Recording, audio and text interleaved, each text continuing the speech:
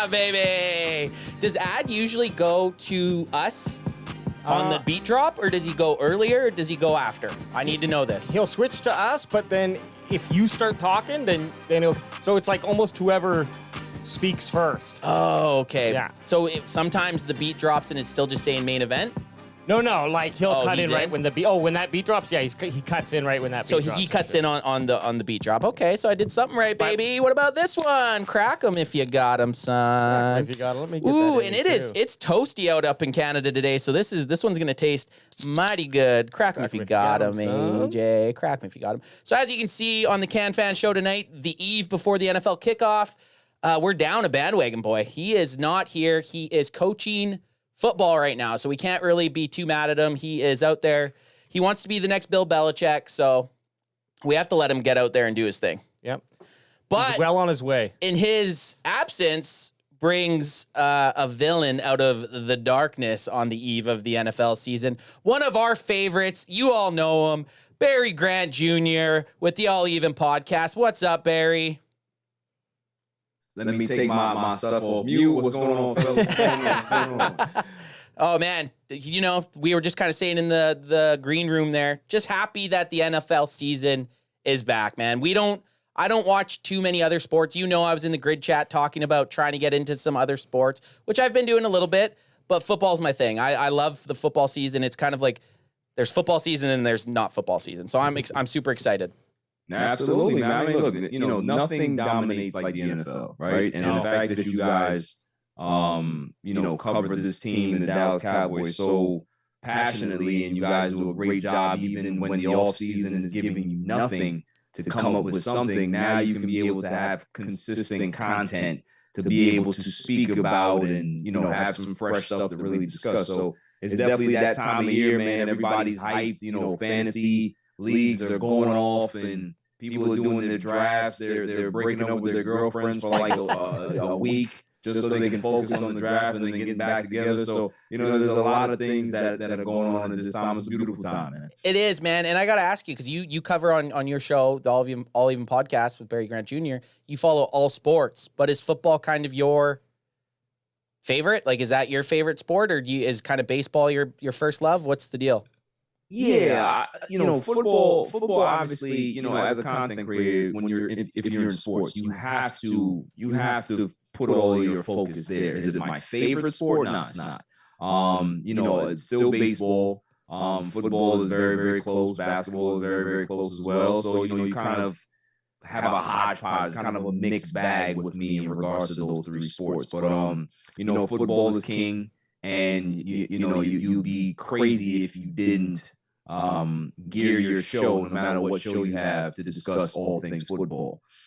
I do have a question, because you do like baseball, and I grew up also watching baseball, but you mentioned something at the beginning, just like how I got into football, 24 years ago now, into the NFL, was because I started playing at ESPN. You got into the NFL? Like you played? Like I played. I was in there. Practice squad for the Jets. Kicker. But no, like I got in because I started playing the video game, and that got me in. Well, same thing happened this year, and I think it's going to play out because college football is just so much fun. I got to find a team, but that CFB game, College Football 25, definitely brought me in because of the likeness, obviously, and seeing the players. And I know I'm a little bit of a rant here, but when we started, we before they had the online modes for Madden or ESPN we were playing, we created our own teams, and we had them so you couldn't pick all 99s. You had to pick a bunch of 70s and 60 players.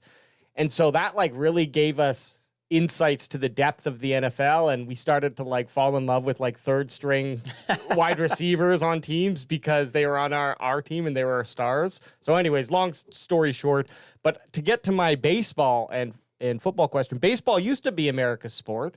What happened? When did football take over? How'd that happen? I mean, I have my ideas, but I haven't watched baseball for so long. So yeah, I mean, baseball stopped becoming America's game or pastime when the game just stopped. They stopped promoting the game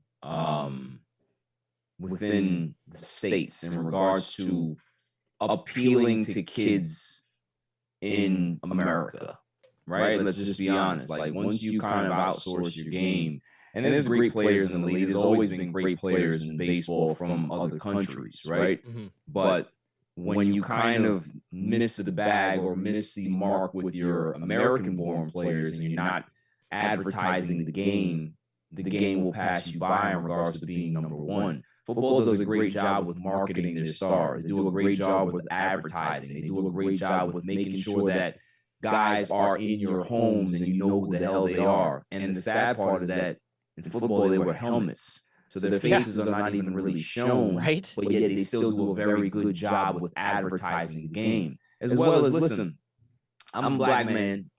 I remember most of the great players that were playing in the 80s and 90s were black. And the percentage of black-born players that are in Major League Baseball has never been lower. So there's a lot of things that kind of go into why, as well as the fact that they're a very stubborn sport and they do things very old school and they don't want to change and upgrade. That's a problem as well. So it's a multi-layered issue that they have that hopefully at some point they'll try to rectify. But football went ahead and said, okay, there's an opportunity here, let's take it, and they never look back. Do you also think it's a little bit like, obviously you brought up being black and the athletes, but do you think it's like because football's so big now, it's like if you had the chance and you're an all-star athlete, what would you rather play to a little bit? Like, would you rather go and play football, or like we didn't grow up in the States, we're Canadian, so we have zero intake on this, but would you rather go play football? Like in high school right now in the States, are kids kind of leaning towards playing football over playing baseball? Absolutely, 100%. But that has a lot to do with what they're seeing, right? Yeah. If the game is very popular and most of the guys that got out of their neighborhood played football, that's where they're going to lean to. Before, it used to be a mixed bag. Guys were playing basketball, they're playing baseball, they're playing multi-sports, they're playing everything. Now kids are kind of choosing a particular lane over the other. It's kind of like boxing, right? People are not really boxing as much as they used to. It's more mixed martial arts now, right? Because that's the most popular thing. Kids are seeing that more, and that's what's impressionable. Kids don't want to be baseball players because they don't see guys that look like them. If they saw more Barry Bonds and Ken Griffey Jr.'s, maybe they'll think about it. Yeah. But those guys don't, they're not playing anymore. Guys like Mike Trout, you guys probably don't know who Mike Trout is. I know the name. One of the best players in the generation, right? He can walk down Fifth Avenue and nobody knows who the fuck he is. Which is kind of sweet. Yeah, it's sweet for him. Sweet for him. Like, terrible for baseball. Terrible. You could put. Being a generational athlete. Yeah. Nobody knows who the fuck you are. Like it speaks volumes to how poorly your sport has marketed you. Yeah, they'd recognize that Turkish shooter. The Olympics. They recognize him before they would.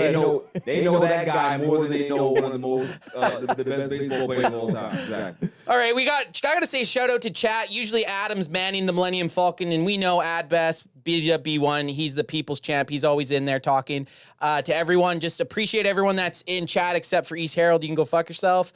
But AJ, what do we have on the docket tonight, son? Well, we are on the eve of the Week 1 NFL season, and the Dallas Cowboys will be playing the Cleveland Browns Sunday. Yep, Sunday what at time is it? 1:25 PST, 4 p.m. EST, and then what does that end up being? 3:25 CST. So I love a nice afternoon game. Those are my favorite ones. Yeah. You're not there late after the game, like here. Well, shouldn't even say it. On the East Coast, you get a primetime game. You're up till fucking midnight. When we get a game here at 5, I'm like leaving here at 9, and I feel just bagged. So that afternoon 1:25 p.m. kickoff nice. is pretty nice. There was also a couple. So we'll be talking about that game, just the matchup itself, and also some individual matchups, head-to-head matchup. But also there was we always go over power rankings. There was 2 power rankings released that caught my eye, and probably a lot of Cowboys Nation. So we can, I think maybe let's kick off. Yeah, with let's lead off with some power rankings before we bring it on the screen. I saw this one. This is wild. Barry, where do you think, before we bring it on the screen, where do you think they have, and I kind of sewered it a little bit already, where do you think they have the Cowboys ranked here this year? And I know you're not I watched your show the other night. You still think they're going to win the East, so you got to think they're up there a little bit on the power rankings. I mean, look, the NFC is weaker than the AFC, obviously, right? So you got to factor that in. There's better teams in the AFC, so it depends on. Goodness. Let me get a particular number here. I think the Cowboys are anywhere between 7 and 8. Okay, that's fair. That's kind of right where I have them. Yep. Right in that kind of wheelhouse area. I think I think 7 to 10. 7 to 10, even 10, I'd be like, yeah, okay. They did, a lot of people are shitting on them. Wait till you see this from PFT, their power rankings. It's pretty wild, man. I don't know if you could see the screen there, Barry. Let me see. So it's a little small. Where do they have the Cowboys? I can't really see that. Here, let me zoom in for you. Cowboys are number 19. What? Yeah, dude. You know what's crazy about it? Look, the people throw such shade at the Cowboys. Listen, did they do any huge splashes in the offseason? No. But if it's the same, probably, almost the same team that ran it back last year, obviously they have some guys that they lost, but the core is still there. Yeah. You can't really say that they're going to fall off tremendously to the point where they're not going to be a top 10 team. That's just not being honest, honestly. You still got one of the decent regular season quarterbacks in the league. CeeDee Lamb is the second best wide receiver in the league. You got Ferguson, who's possibly a top 3 tight end this year. Mm-hmm. There's a lot to like here. And on top of that, you still got a very, very good defense. So it's like this ranking, whatever preseason ranking this is, it will change fairly quickly. And I guess maybe they're factoring in the schedule. Who knows? There might be a lot of things that they're factoring in. But to say that they're 19, that's a little crazy. 19's crazy. You know what? I was kind of expecting, 12, and I would have even been like, all right, 12, whatever. But Barry, I know you're a big Jets guy, but they have the Jets at 14. They have the Steelers at 15. They have Caleb Williams, who hasn't even played a meaningful snap in the NFL. The Bears at 13. The Browns at 12. The Falcons at 16. I think the Cowboys should jump all those teams.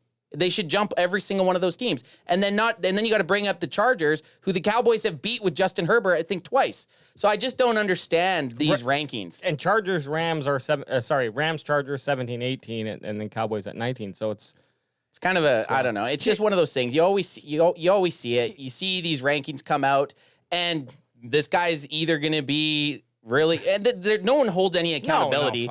By the end of the year, if the Cowboys lose in the first round of the playoffs, nobody's going to give a shit, right? But 19 is pretty insane in my mind. Yeah, it definitely does show some Dallas bias, because if you're going to put a rookie in that dread, now granted, look, the Bears have made some significant upgrades to their roster, right? You can't deny that. But they still have a rookie quarterback manning the helm. And that says a lot. He's going to go through some growing pains. It's not going to be all roses for Caleb Williams and they're going to win 14 games. You understand what I'm saying? The same thing with the Falcons. Yeah, okay, they've made some wholesale changes and kind of revamped their roster, but Kirk Cousins is there. They still have to figure out how it's going to work, how the chemistry is going to play out, how everything is going to come together under Raheem Morris, right? There's, who you got? The Steelers. Listen, if anybody can be able to drag a dead body to the playoffs, it's Mike Tomlin. We've seen that he's done that several times in his career, and he has one of the biggest frauds at quarterback this year, and I'm sure he'll drag that dead body to the playoffs again. But Mr. Unlimited. Will they be really good offensively as a team? I can't say that. Defensively, yeah, I'll give them that. But come on now, the Jets, I can see there because they have a very, very a good defense. They've improved their weapons. Aaron Rodgers is healthy again, right? Their offensive line is greatly improved. They have one of the best running backs in the league, so they have a lot to like. But fucking Bears and all these other it's crazy. Even the Buccaneers at 9 to me is kind of a shock. drinking the Baker Kool-Aid, man. Yeah, I mean, he had a good year. He had a good year, but it's just, Yeah. I don't get it. And I understand the fact that the Cowboys have had lack of success in the postseason. We all know their woes over the last 3 seasons, but this is a week one. This is a week one list, a power rankings list. This isn't a fucking divisional round or a wild card.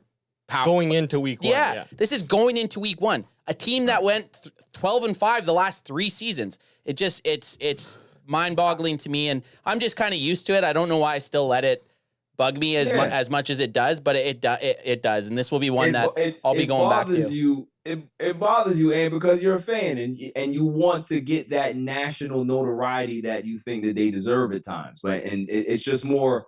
It's more Cowboys hate than it is anything else, and that's the thing that bothers us, right? Like, listen, if you're gonna be honest and give a real good assessment, then do so. If you give a great assessment and tell me why my team is not gonna be pretty good, I'm not gonna close it off. I'm gonna listen. If it makes sense. But if you just go ahead and just have these random fucking teams ahead of the Cowboys just because you like Caleb Williams, what he did at USC, that has no merit on the season in regards to professional football. He's no longer an amateur, so to speak. He's in the big leagues now. So it's like, for you to be able to have his team over a team that won 12 games, it's just kind of ridiculous. It's tough. It's tough. I would say Jets is probably placed actually where they should be, 14th, 15th area. Yeah. I don't mind the Jets. I don't mind the Jets one. I don't mind the Jets one there, to be honest. But then that doesn't mean that I agree with where the boys are. The other thing that I think is shocking here is you look at where the Eagles are at 6th, and then the next NFC East team is the Cowboys, of course, at 19. That's like, if you were looking at this, you'd be like, wow, Eagles are head and shoulders above everyone else in that division.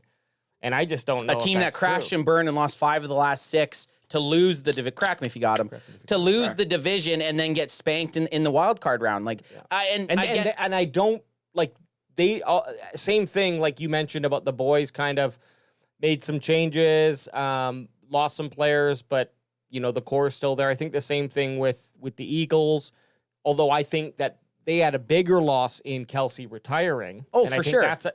That's the out of both teams, that's the most significant loss from both teams. They did get and Saquon. Losing Hassan Reddick. And Reddick. They lost their best defensive weapon. They did get Saquon, who, I mean, if he's healthy, can be a big piece, but that's a big question mark at this point. And they did trade for Dotson from the Commanders, so we'll see. I mean, they did get 2 big ads, but I've never been sold on that Eagles team. I get it. They had a very good year when they went to the Super Bowl, but I think that was their one magical run. I just don't see them. I don't think Jalen Hurts is that guy. I really don't. If he's not being able to run 1-yard touchdowns, I think if you scheme him, which teams are starting to finally see and be able to do, I don't think he's that great of an actual quarterback. I'm with you. I think he's grossly overrated. I don't think he makes smart decisions when he's in pocket. Of course, he has the escapability, but when you really hone down on his game, he makes a lot of mistakes and he'll give you the football. So, it's like I said, it's more of a Cowboys bias, and everybody else is always just better than the Cowboys. That's what people think nationally. You know what I want though? It's a what do you call it? It's more of a punchline at this point. Yeah, it is. And you know what I want though? So if these guys have the Cowboys ranked 19th, when the Cowboys beat a team, I don't want it to be like, well, they just beat them. Like they're not that good, or they get beat by a team and it's like, oh, they just got beat by that team. If you think they're the 19th ranked in the NFL, any of their wins should be a big deal. I mean, they're going into week 1, and we're going to get into it as the underdogs. They're not favorited against the Browns, which I guess because it's such a close game, they're giving the nod to the Browns. But it's just wild. And we actually have another. Did you want to pull up that other? Other Just give me chart a quick sec. Let me pull give that you a quick sec here. Okay, well, we're gonna hop it over to Bryson. Just left a little. Of course he did. Bryson, Kellen Moore will help Hurts regress in 2024, like he did with Dak in 2022 and Herbert in 2023. He's awful. What do you think about that, Barry? Because they have Kellen Moore manning the ship as the offensive coordinator. I mean, I don't know if you know this phrasing, but whatever's in the back of your baseball card, you kind of play to it. That's Kellen Moore's reputation of being very, very vanilla and boring with his play calling and very predictable. So if that's who they decided that they want to pair with Jalen Hurts that already does make mistakes, it's a marriage made in heaven. I can't wait until I see it implode. It's gonna be great. And the fact that it's in Philadelphia, it's great. Even better. It's great. When they signed him, I was like, "Oh my god, you dumb bastard!" Oh yeah. There is something teams see in Kellen Moore, and I think what it is his ability to stack numbers, to get yards, but he allows teams to bend and they don't break. Like that's his style of offense. Basically, you know, if he's got 80 yards to go, he'll get 60 and then not be able to get that last and just 20 yards. And just no creativity. Like we had Kellen Moore, and then you get deeper into the season. Yeah, you get deeper in the season, and teams see him. I mean, if you like Bryson said, he had Dak Prescott in 2022 and Justin Herbert in 2023, two quarterbacks that are in most people's top tens. Yeah, right. And Herbert didn't have a great season last year, and Jalen Hurts going off that last 5 losses of the season. I'm interested to see how they bounce back from that. To be honest. Yeah, 100%. I mean, you know, for whatever, a lot of people, like, you know, Alex said that they get lost in the weeds in regards to numbers. Oh my goodness, look at these statistical numbers. He has to be, but he's not somebody that you can trust in a big spot. He's a guy that kind of freezes up with his boring ass play calling when you need him to be a little bit more innovative and creative in regards to getting teams and defenses off balance and off scheme, right? So he's not the guy to do that. He's a guy that's going to play chalk and play very, very average football, you know, run on first down, run on second down.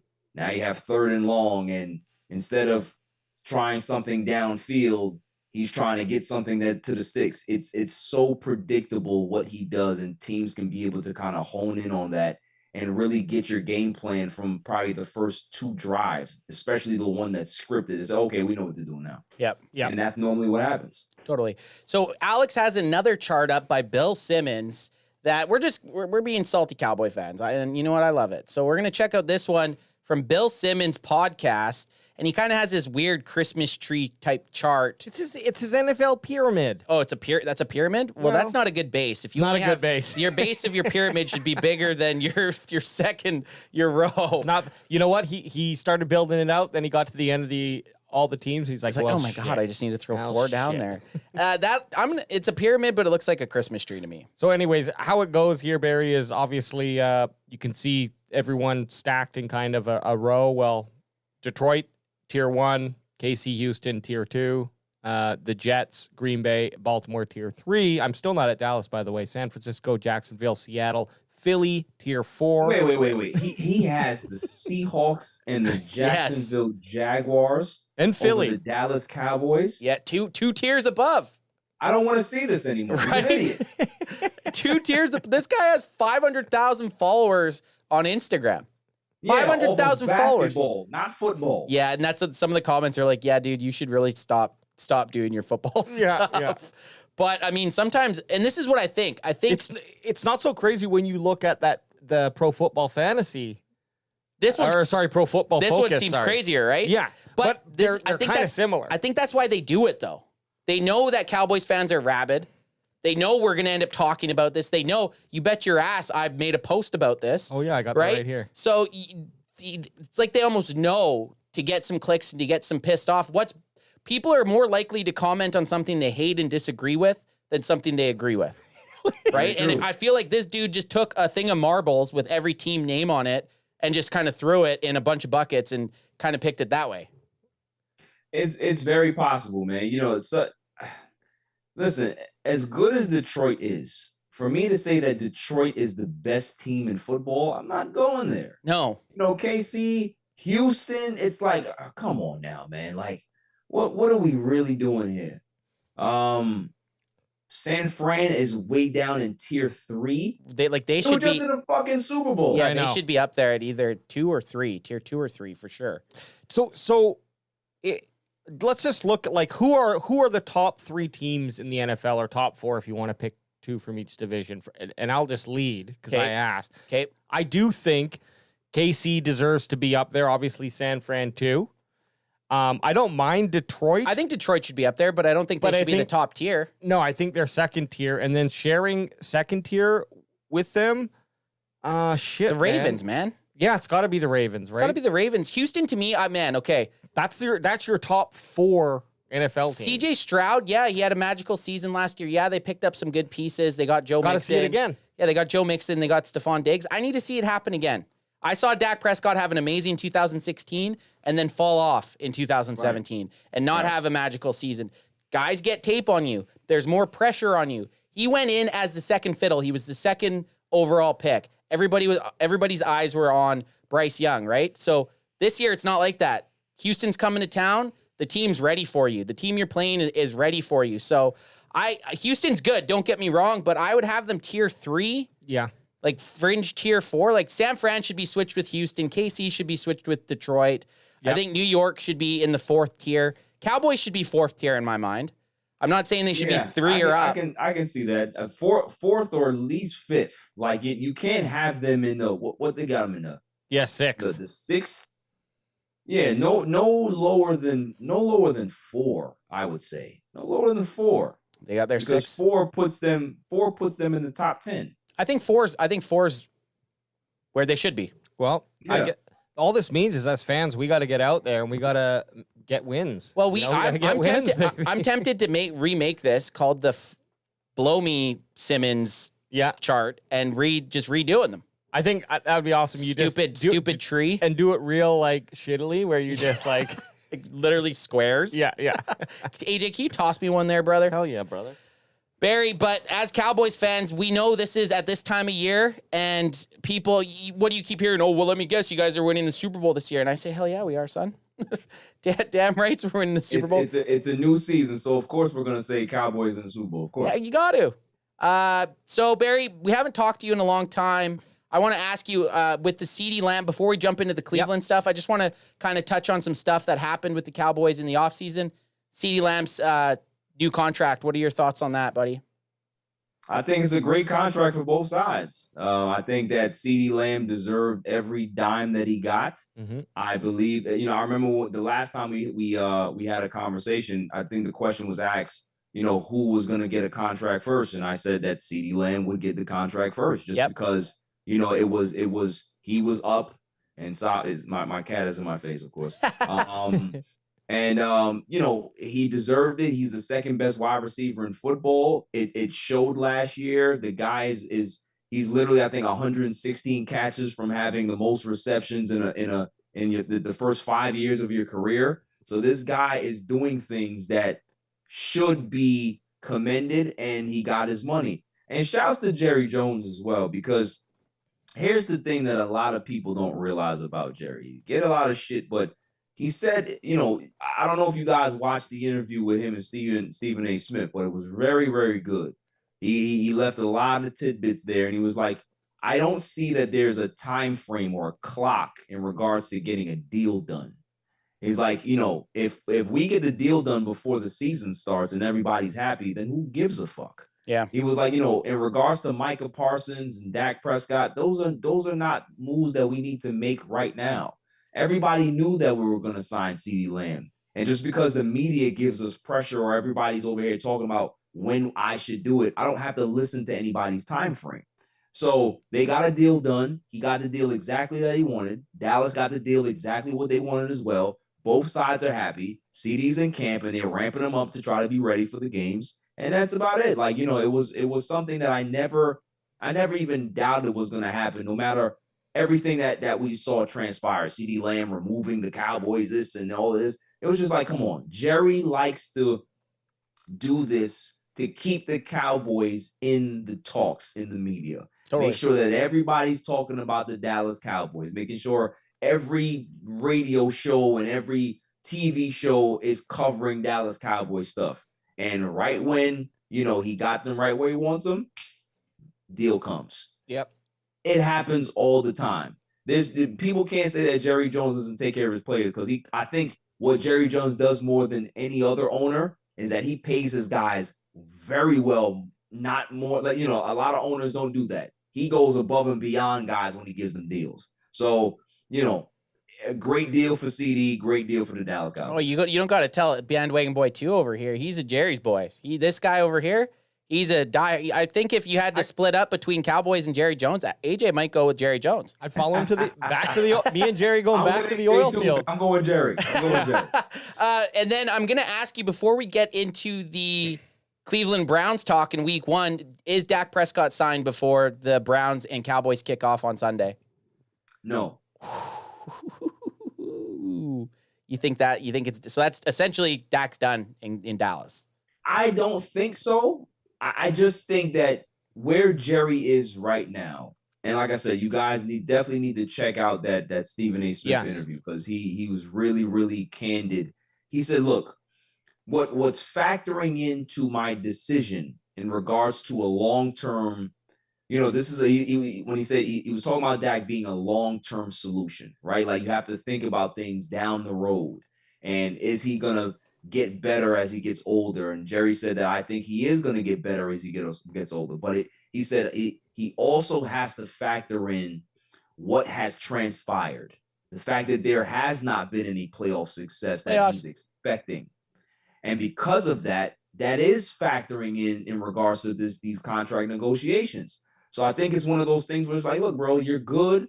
I think you're a franchise quarterback, but at some point you got to start looking like one when it comes playoff time. Like, if I'm telling you right now, if Dak Prescott would have played his ass off against Green Bay and it would have been a shootout, and Dallas loses a shootout in Dallas, Dak has his money right now. He's already paid.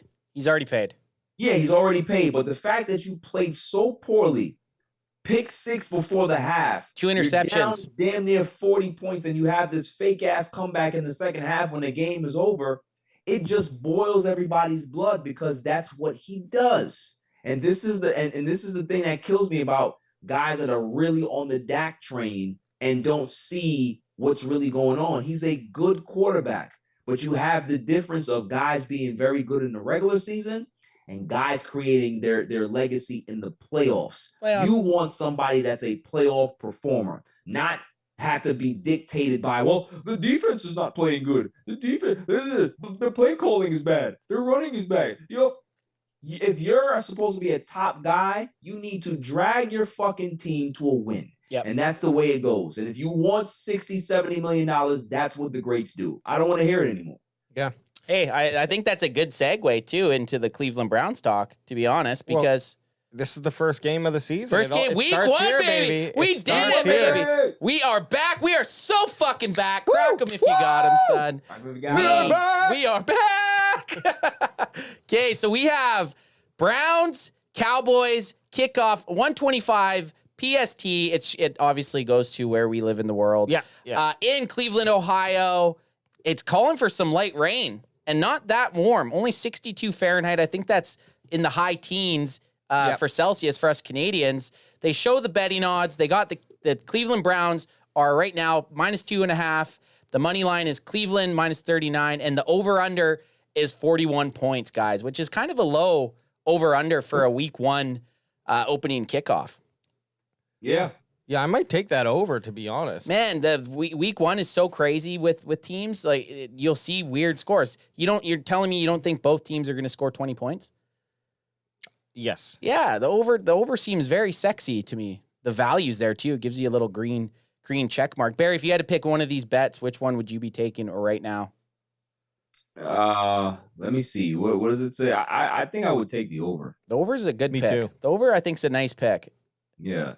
The only reason why you can probably have some concern about the over is that it's the first game, and you always see sloppy football within the first few weeks of the season. Yes. So but the fact that the Cowboys have a very high octane offense, I can't see them not scoring a ton of points. But at the same time, the Cleveland Browns have a very, very formidable defense, and that defensive line is really good. They have the defensive player of the year there.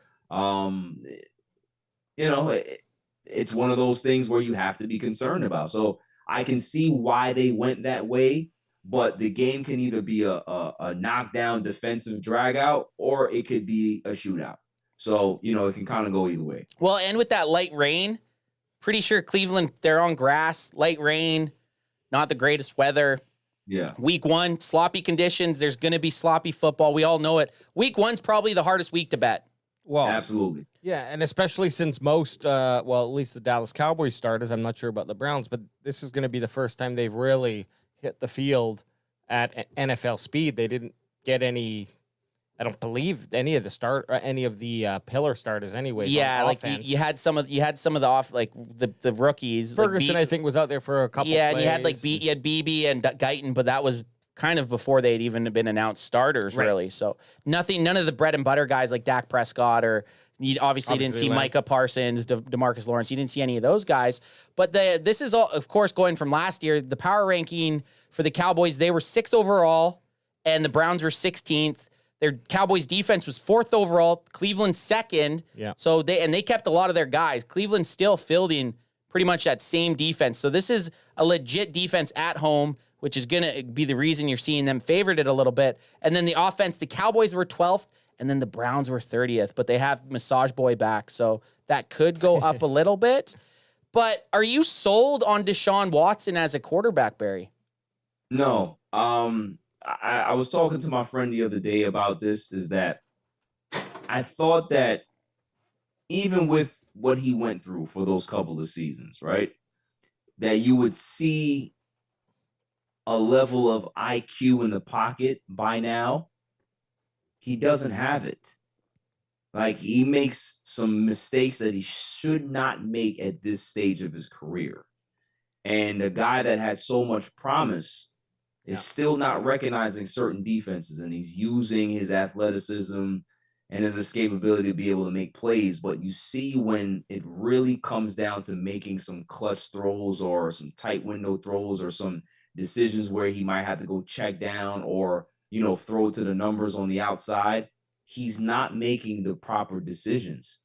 And it should concern Cleveland Browns management as well as fans, because you're stuck. Nobody's going to take this contract. You're pretty much done. This is a guaranteed deal, and you're now. Granted, we've seen Russell Wilson get bought out of his deal, right? Like, they ate the money to get from up and under him, right? But and how dumb was that? Cleveland is going to do that. And how dumb was that by Denver to do? Right. So it's one of those things where it's like, man, this guy, he could come back and have a good year. They have Jerry Jeudy there. They still have Amari Cooper. They have a running back issue right now, but obviously when Chubb comes back, if he can be able to contribute, they'll have a nice 2-man game. But right now, I can't really say much about Watson, because he just hasn't taken the steps that you would like a veteran at this point of his career to do. It's he's a wash. Yeah, and AJ's got up here. He's got the PFF depth charts going on, and it's the starting. What do you got? Starting 11 personnel. What do we want to look at here? I got Browns. This is, you got Browns. Yeah, go. Offensive Yeah, go unit, 11 personnel, because you get the 3 wide receivers, and then do their nickel. I want to see their nickel on defense. This is our nickel, Cowboys nickel. Oh, you can do that. Yeah. So we got that's fancy. Browns below, and then we can switch after and look at the reverse. So right now, I'll just zoom in. So zoom in and go to the. We have the Browns on offense right now. Yeah, Browns on offense. So they have a pretty formidable offensive line. You got a lot of green in there. They got a weak left tackle, but everybody else on their line is looking pretty good, man. Like they all scored pretty nicely last year with PFF, and you can take PFF with a grain of salt, but usually their offensive line rankings are pretty spot on. Yeah. I mean, I don't think they're. I mean, look, it's week 1. Yes. Everybody does an over analysis in regards to what they're going to see. We're not going to see much, we're not going to see clean football the first week. It's pretty much about getting out of week 1 without any injuries, minimal damage. If you can be able to get a win, great. But if you don't win, it's not a big deal, right? Like, we want to see guys doing productive things, having a good game plan, making sure that I want to see Zeke in some short yardage. I want to see Ferg, in the offensive scheme a lot. You know what I mean? I would love for Ferg to get about 9-10 catches in week 1, right? Oh, yeah. So, because the game script calls for it. So, we'll see. We'll see what happens. Yeah, and I think the only thing that we can really take from playing the Browns, which is really good, is it's going to be nice to see how our new offensive line, well, 2/5 of it anyways, right? How they perform against this formidable D line for the Browns. And I know we're not looking at that. But you named it. That's going to be one of the biggest takes realistically. And if you want to just get to that, AJ, get the Browns defense on there and get the Cowboys offense out there. The Browns have some dogs up front, man. They really do. Oh, yeah. They, like you said, they have the returning defensive player of the year in Myles Garrett, and the Cowboys are trotting out 2 rookies. So they're going to get put to the test because Garrett can play nose tackle. Garrett can play out wide. He can play any spot on the field, or sorry, on the line. And you got to believe that they're going to be testing guys like Tyler Guyton and Cooper Beebe with Garrett, because they have never faced a guy as like with his power. So it'll be interesting. That's my main matchup I want to watch. If they can hold up against Garrett in week 1 in their first NFL start, that's going to show some promise for this offensive line. Yeah, 100%, man. I think as well, too, the fact that defensive line is so formidable, Dak Prescott needs to get that ball out fast. Yeah. Like, do not be in there trying to be a hero and trying to extend plays if you don't have to. If you're doing 3-step drop, get that ball out. 5-step drop, do not be in there, 3 clicks and you're still in the pocket. Like, you got to make sure that you're making a decision quickly. If the pocket breaks down, throw the ball away and have another down to have at it. Don't try to extend plays if it's not there, because this is not the type of defense to do that on. If you kind of, willy-nilly out there with the football, somebody's going to hit you on that weak side, and bad things are going to happen all game long. So I'm hoping that he figures out that he has to get that ball out quickly, and hope Mike McCarthy comes up with a particular game plan that can be able to do that. Maybe, like you said, it's light rain, so maybe they kind of take the ball out of his hands and make it more of a ground and pound game, and see how they can be able to do it that way. Well, first thing here, crack 'em if you got 'em. Crack 'em if you got 'em, son. AJ, you're parched today. It's a hot day in Chilliwack, BC. It's hot up here. I think you mentioned Ferguson having, and I'm not throwing anyone's bold prediction away here. I know. I was going to say bold predictions are going to be coming up. You bet your ass they are. With all those the factors that we've talked about, the weather and then the game plan, then also just considering CeeDee Lamb coming, may not be at 100%, but I'm not going to judge the man until we see him on the field. It does lead to Ferguson getting those 10+ targets, what he can make of it, because I could see all those factors contributing to wanting to do more of a running game. We do have the personnel to rotate on running back this season, which is nice. Whether or not it's going to work. Well, that's TBD.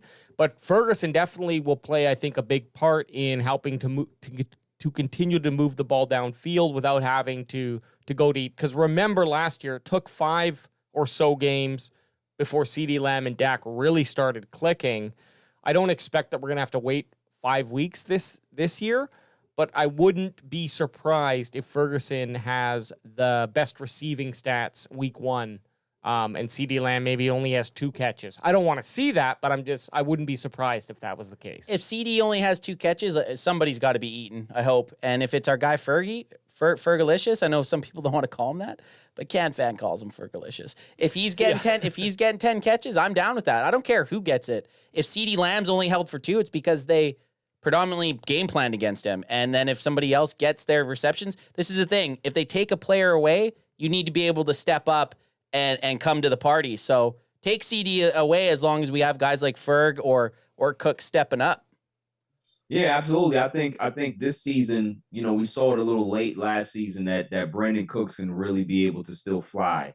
I think they need to let him run go routes and just put pressure on the back end of defenses and see what they can be able to do. You know what I mean? Like, he can still outrun a lot of people. His point of catch is still pretty good, and he's a downfield threat. I want to see. We've heard good things about Jalen Tolbert, right? Like, hopefully he can be able to have a decent, productive season. So and I want to see more Turpin. I want to see more Turpentine this year. So, you know, there's options here for where they can go. But my biggest thing is Dak just has to get that ball out, read what's going on, and don't do too much, and get that ball out quickly. Yeah, and I think a factor for Cooks being able to play that speed game for him could be the arrival of Tolbert in that number 3 spot, where nothing against, you know, Michael Gallup, MG13, you know, first jersey I bought, loved the guy. It was unfortunate. Well, maybe fortunate for him that he decided to hang up the cleats. I think when you got a foot out of the league, you should do that because it's a fucking rough sport.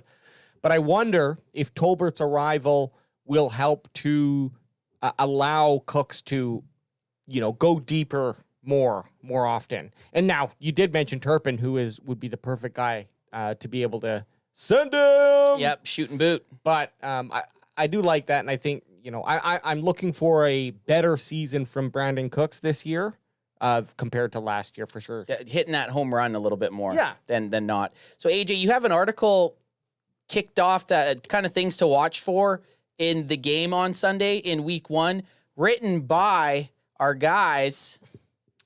This is from Blogging the Boys, baby. Cowboys vs. Browns week 1 matchups to watch for the Dallas Cowboys. Shoot it to your left a little there. Zoom out a bit. I'm just getting the title in, and then I'll zoom in. But this is from Brian Martin at Brian Martin NFL. But yeah, this fake name. And as we do, we're just going to jump into who they say the matchups are, and then we'll discuss. And I think the first one is one that we've kind of already touched on a little bit here, Tyler Guyton versus defensive end Myles Garrett.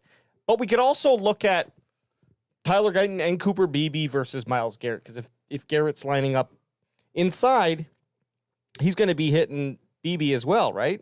Yeah. Oh yeah. He's gonna be going at all these rookie offensive linemen. They're gonna they'll put him against Tyler Guyton, see if they have a nice matchup, and if they're not getting success on more than likely on a 3rd and long, you'll kick a guy like Myles Garrett inside. Let's see what Cooper Beebe can do against this all-star. The other young gun, yeah. But yeah, that's probably in my mind the Tyler Guyton versus Myles Garrett is going to be exciting. You're going to tell right away, and you can't really bank much off of it, even if it's a welcome to the NFL. It's a welcome to the NFL. You look at the board, and it's like this dude's getting probably his hardest defensive end matchup of the season. So even if Guyton gets burned a little bit or he plays really well, I don't know how much, Barry, how much merit do you think you can put into that? In regards to Tyler Guyton having an impact? Like just how he plays against Myles Garrett. Like even if it's good or even if it's bad, how much merit can you put into it in his first start? None, because you're going against the defensive player of the year. I mean, you know, if he gets killed, you know, okay. This is the best of the best. He's not going against some 3rd string guy and then he's getting outplayed. And, you know, guys have to take their time to kind of get in the rhythm. So, you know, by week 4, I think Guyton should be, you know, he can have his legs under him and be productive. But it's a tall task, man. I don't really put much stock into it right now, honestly. You know, if he can be able to do a good job against Myles and contain him a little bit, I think that's a job well done, because there's not many that can be able to contain that monster. Exactly. I think what we're looking for Guyton here is not perfection. We want to see that he can handle Myles Garrett, and that might not be every play. You know, if he allows a sack, I think sometimes and it's not a devastating sack, you know, you knock on wood. Sometimes that can be kind of that learning curve that someone needs, like, shit, I got beat by the best guy with this move. Now I can be aware of that. And really what it comes down to is like these guys, all players, and I think Micah Parsons even talked about this, and you know, he's one of the best to do it from the get-go, adding to your arsenal. The same thing goes for the offensive line. They have to add the defense to their the defensive side of that to their arsenal as they get those moves done on them. And not everyone in training camp in college have shown these guys, especially. Well, Myles Garrett's a superhuman. Yeah. So I think it's a Like really superhuman. Fucking guy dunks basketball. Like, dude, guy has I a six pack and can't. he's 290. yeah. Yeah, just it don't make sense.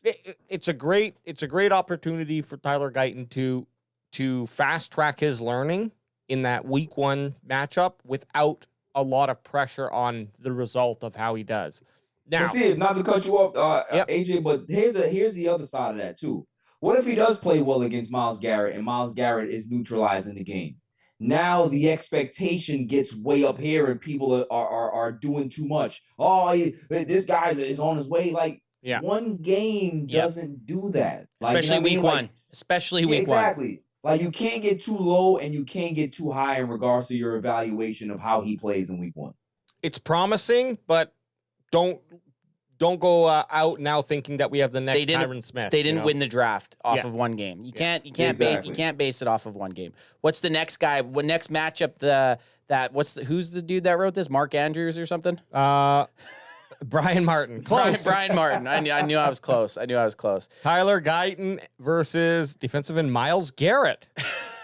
Oh, wait, that's the same thought one. you Hang were on. joking. Hang on. I was. Defensive end Micah Parsons. I thought you were just doing a gag. Nope, he wasn't. I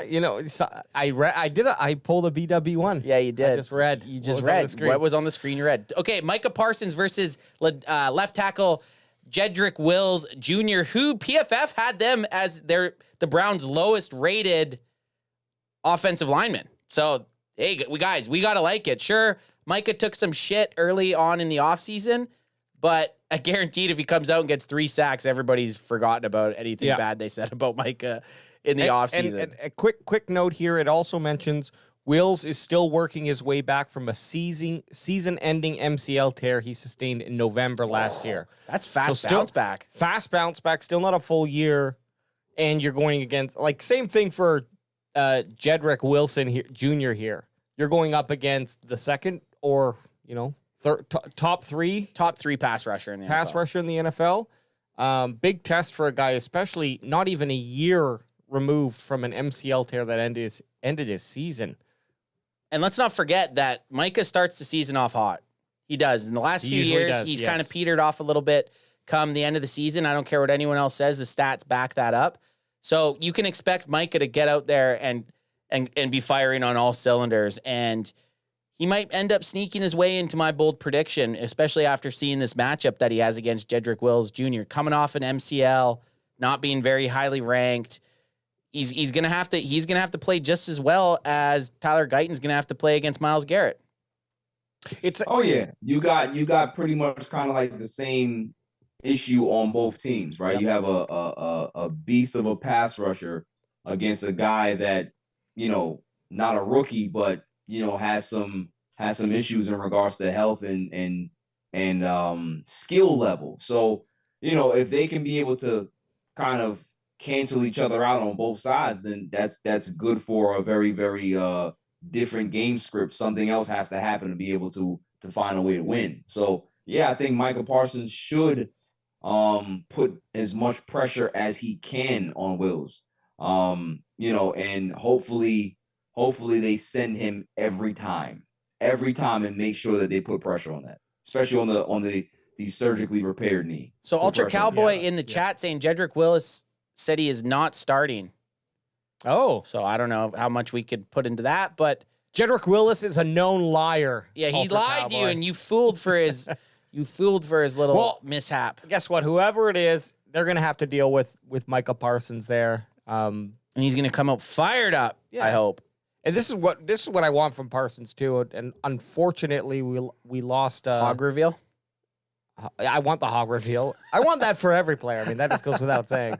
But losing Sam Williams kind of, it wouldn't have been a lot of snaps, but it does force Parsons to be out there for more snaps on the field than he would have been with Sam Williams if he didn't get injured. Yep. And that has led to Micah Parsons becoming fatigued at the end of near the end of the season, and we see that play drop off. So I don't care. Let's start off hot. Let's get this win. But it does feel like the first 5 weeks of a season, you could go 5-0, and it's not as impressive as going 5-0 in the last 5 weeks of the season, you know? So like you have said a few times, Barry, here, it's like it's almost preseason week 4 still. Week 1, that's kind of the vibe of it, right? It is. I mean, it's an official game, but it's official, and I'll be shooting screech if I'll be doing screech shots if they get a defensive touchdown or a special teams touchdown. You bet your ass I will, and I'll still, especially because they're underdogs. If and when the Cowboys win, I'm celebrating. You know I am. Absolutely. Listen, a dub's a dub, no matter when it comes. You need everyone counts. Week 17 or week 18, when they stack all the wins and losses up, week 1's just as important. It is. Right. You It still counts. You still need that. A 5-0 start would butter me up nicely. And then they have cornerback Kalen Carson versus Amari Cooper, and this is a big one because Kalen Carson is forced into the lineup, our 5th round pick from Wake Forest, due to the draw not so bland. A fan favorite, fan favorite, is out for, I think now it's probably 4 to 6 weeks ish, around that. So he's going to be missing the almost until the bye week. And I imagine they just hold him out till the bye week. But Barry, what are your thoughts about having a rookie 5th round cornerback starting against a guy like Amari Cooper? Don't like it, but at the same time too, I remember how we felt last year when Diggs went down, right? Yeah. And we were just like, man, the season really, really feels like it's lost. Gutted. And here comes Deron Bland and changed life, right? So, look, I want to give this kid a chance. I think, yes, he's a 5th round pick, but we know how to pick talent in regards to good cornerbacks, good depth, and guys that can be able to really fight and be competitive at that position. That's what you want against a really, really great player. You want a cornerback to be able to be competitive until that ball hits the ground or whatever it is, right? You want to make sure that they're playing throughout the entire duration of that play. And if he can be able to just make sure that he keeps Amari Cooper in front of him, then if Amari gets, 9 catches, 112 yards, but he doesn't get any touchdowns, then I think the guy kind of did his job, right? So it's more about, bend, don't break at this point. Don't take any crazy risks. Just make sure you understand who you're playing and what the opportunity is. Well, it's one of those things. We talked about the offensive linemen never facing anyone like Myles Garrett in their college career. Well, I'm telling you that this kid from Wake Forest hasn't played against a receiver that runs routes like Amari Cooper. And the footwork. And the footwork. Like Amari Cooper, I was always a Amari Cooper fan. I was mad when the Cowboys traded him for a 5th round pick. The guy he still has it. You watched him last year in Cleveland. The guy can still take the top off. The guy can still get separation. And he's looking at this as like he's got some fresh meat that has never seen anything even close to what he has in his tool bag. So this will be a very interesting one because the Cowboys predominantly under Dan Quinn kind of it was a right corner and a left corner. Diggs was on his side, and Gilmore at the start of the year was on his side. Diggs goes down. Then Deron Bland was essentially your right corner, and Gilmore is your left corner. So it'll be interesting to see if in the Zimmer defense, if they still do that same thing, which I think they're slotted to, where you have Diggs manning the right side, and then you're going to have Kalen Carson over on an island. I imagine they roll coverages to his side and give him a lot of help with our safeties. But this is no joke. Amari Cooper is a very good player, and he can make your team hurt if you blow some coverages. And listen, too, I mentioned it earlier. Jerry Jeudy's there. Jerry Jeudy is no slouch. So you got Diggs coming off an injury going against a guy that's a number 2 that's a pretty good player. So, our cornerbacks are going to be up against it, man. That's why our defensive line has to make sure that they get to Watson early, make him make some mistakes, and, get that offensive advantage in that field position. Because we have to make sure that we're taking advantage and not stretching our defense or, putting strain on these guys too early on in the season. This is a pretty interesting challenge for our cornerbacks in week 1. So, they really have to be careful here. And the shorter the amount of time that Watson has to throw the ball to Cooper, the better, because he's not going to have time to get open. It's going to, You got to bring that heat. Got to bring that heat. It's going to help it. I'm surprised they didn't have any in those top three. I'm going to ask you guys. Is there anyone else? Yeah, is there any other position matches? Well, I know Barry was talking about Brandon Cooks, but is that kind of your guy? Like, what's a positional battle that you're watching for that wasn't in those three that we just looked at? Yeah, I think it's more that, right? I think it's more Brandon Cooks, what they do with him. You know, I want to see the Cowboys kind of, like I said, really, really put pressure on the back end of that defense to see what happens. I mean, you know, when you got a guy that's that fast and can be able to change the landscape of a game with one particular route, you know what I mean? Like you have to take advantage of that. So I like to see that matchup. I also want to see if we can be able to create any holes, you know, in that little, you know, guard area for our running backs. Can we be able to get some decent yards after the run, right? So, you know, we need to make sure that's a matchup that we win as well. So yeah, those are the two things that I'm curious to see. I think running backs too. I would love to see if it's Zeke. Sure, let's go with it. If it's Dowdle, sure. If Vaughn has something to show, let's see it. But one of those guys, I'd like to see them start to separate themselves from the rest of the group. Yep. Like actually in a positive way, not in like, oh, we're all bad, but this guy like rises. cement status. Like, hey, I'm the one. I deserve the goal line carries. I deserve the fourth and short carries. Yeah, exactly. Something like that. For me, I mean, I love watching the linebackers. I've always been very critical of guys like Jalen Smith and Leighton Vander Esch. But I also, some of my favorite players have been past Dallas Cowboys linebackers. Sean Lee's probably my all-time favorite Dallas Cowboy. So I'm excited to see how this new linebacking core looks with Maurice Liufau, who got the nod at will linebacker. I'm also excited to see how Eric Kendrick plays and how Damone Clark can now play in this defense that has some help, how he now has some. I know I gave you just three guys, but I'm excited more to watch the linebacking core, how you're excited to watch the running back room, right? So I'm excited to see how this new look defense with actual NFL linebackers plays instead of having converted safeties trying to do their best to stop the run. So I'm excited for that. I'm excited to see that. That's definitely fair, man, to see exactly if they can be able to have an impact, because we really haven't had real impact linebackers instead of, you know, guys that are natural linebackers be able to see how they you know affect the game. So I'm curious to see that as well. Absolutely. Okay, so coming up now, we're gonna do week 1 predictions, and we do this every week. We're gonna have to get Bandwagon Boy 1's predictions tomorrow night, because we are live streaming tomorrow night, Barry. We are live streaming at the NFL kickoff game. We are streaming the Friday night Brazil game. We're doing it. We're going to be live streaming as many NFL games that aren't just Cowboys games. It's week 1, baby. It's week 1, baby. We made it. So we'll have to get Bandwagon Boy 1's answers tomorrow, but we're going to start off with week 1 predictions. We're going to go score prediction.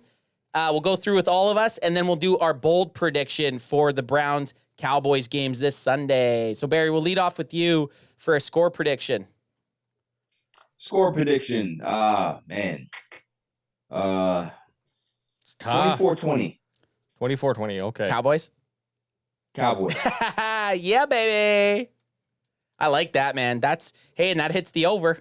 That hits the over? That hits the over. So this is always a fun exercise. I remember one time we did it. We were like, we all picked our scores. And then I said to Ad, well, what are you going to bet over under? And he's like, the under. I was like, but we all just picked the over. He's hedging his bets. And then I think he would have won if you picked the under. So AJ, what do you got for the score prediction? I'm going 34-21 Cowboys. That's a barn burner. You got a blowout, AJ. Well, you know, I don't know that it's. I think it'll be closer than that score is, and I think the Cowboys will be the last to score, and that's why it's going to be 34-21. Okay, so it's going to be in the 20s, and then last-minute touchdown to kind of break away for the win. Oh, man, you guys both went. I mean, not crazy offensive output, but for a week 1, those are both, like, they hit the over. Those are nice. Do I have to now go something kind of defensive a little bit? Let's hear it. What is defensive in the NFL anymore? It's an offensive-driven league. I'm going to go like 10-14. Yeah, but that's so hard. That's even tough. Like, I think even Barry's is kind of a low-scoring game in the NFL landscape, right? So I'm going to go Cowboys 20, and I'm not sold on this Browns offense. I'm only giving them 13. 2013 Cowboys. 20-13. That's a defensive matchup. Won't be a lot of screech shots with that. Maybe there score, will be, though. or maybe there will be. So, guys, so I didn't hit the over. You guys both hit the over. We hit the over. You did not. I did not hit the over. And then after we got our score predictions, now we're going to roll into the boldies. We like to make a bold, Barry. We'll do the reverse order this time. I'll start off. Okay, my bold prediction, I was going to go Micah Parsons. I was going to go Micah Parsons in sacks, but I went with him last year a lot, and he never hit it. So I'm going to go with one of my favorite Cowboys of all time and a guy that stepped away from the team for a year, but is back, baby. Reborn with his number 15 jersey, his college days number. I'm going Ezekiel Elliott, 3 touchdowns. Whoa. I'm going to go 2 rushing, 1 receiving, just to make it even more impressive. Ezekiel Elliott, 3 total touchdowns, 2 rushing, and 1 receiving. So with that, it beats your 2013. Shit! Shit! But you had to be bold. You gotta be bold. You gotta be bold. You gotta be bold. And It's bold. Hey. And Stick with it. Screw it. if you're dumb, you better be tough. Yeah, So if you're bold, you better be. If you're dumb, you better be bold. if you're dumb, you better be bold. I just shit on Adam for making no sense of this pick, so that I just went and did it. Oh, Hey, listen. We can miss a field goal, right? yep. Yeah, exactly. Yeah. Exactly. Extra point. There you go. I like that. You're right. You're Yes, absolutely. yes. No, yes, yeah, yes. no, yeah. That's what's happening. Zeke's getting all 3 touchdowns, and Aubrey's missing that first. Or we go for 2 for some dumb reason. Yeah, for some dumb reason. Right. Okay, I see Still, that. so you're still spot on. eh? Thanks, Barry. Appreciate that. You always got my back. I'm gonna look, Barry. I don't AJ, want to. sorry, I got to get this in Yeah, me. Crack him if you got him. crack Sorry. him. I don't want to take yours away because you mentioned this and it sparked my my bold prediction here. Made So, your underpants get Roll with it, tighter? baby. Roll with it. I'm Don't rolling matter. with it. Okay. I think Jake Ferguson catches has more catches, has more yards, and has more touchdowns than any other receiver on the Dallas Cowboys. You got to give Week me. one. You got to give me a little bit. And I'll give you the prediction. It's going to be he'll have. Like you he'll can have just a lot say of over targets. the amount of catches. It doesn't have to be like he'll have 8 catches, He's but going to have over 6 catches. okay. He's going to have over. I'm just going to call it 100 yards. Okay. And 1 touchdown. At least. I think that's good. I like it. You search. But it also couples with he out catches has the most catches, has the most He has yards. to lead with all Yeah, 3. He yeah. has to have the trifecta. He has to Yeah. have the trifecta, lead, and then you gave us a And then I gave the ballpark with some stats. Barry Grant Jr., what do you got? Bold prediction. Brandon Cooks, 9 catches, 135, and a touchdown. I like that. That, man. And that's the Brandon Cooks I thought we were going to see last year. And Did Barry you say 135? Yep. Okay. Cooks, I like that. Cooks had a couple games last year where Dak missed him by this much, multiple times.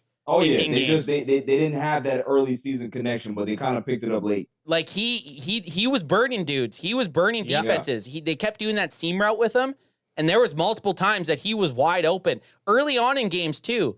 And then they just Right. would go. They would just go away from it. So That's ooh, what I I'm like saying, that. man. Like he still has that ability to take the top off of defense. So you got to look for him early and often because he can break a 70-yarder on you.